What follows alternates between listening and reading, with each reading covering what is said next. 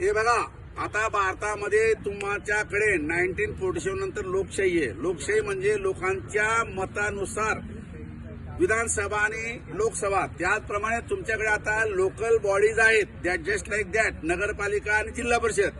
आता local bodies म्हणजे काय?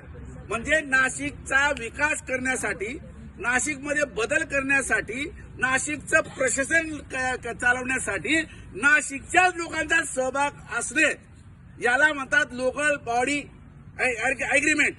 तर लोकल बॉडी म्हणजे काय? आता तुमची जस्ट महानगर निवडणूक चाललेली आहे, म्हणून मला असं म्हणायचं आहे की या ठिकाणी कोण तो जळगावचा माणूस, जामनेरचा माणूस, गिरीश महाजन येतो आणि या लोकांच्या शिरावर उरावर बसतो, हे चूक आहे. आणि म्हणून माझं असं प्रावधान आहे की मी म्हणतो की इथं नाशिकच्याच स्थानिक लोकांच्या आणि ज्या लोकांचं या तपोवंशी, या पंचवटी अशी आस्था आहे, अशा लोकांची एक नाशिक कुंभमेळा समिती बनवली पाहिजे. ही कुंभमेळा समिती ऑर्गनायझेशन म्हणून सगळ्याच अथॉरिटी ज्या असतील सरकारच्या, त्यांच्याकडे रिपोर्टिंग केली पाहिजे.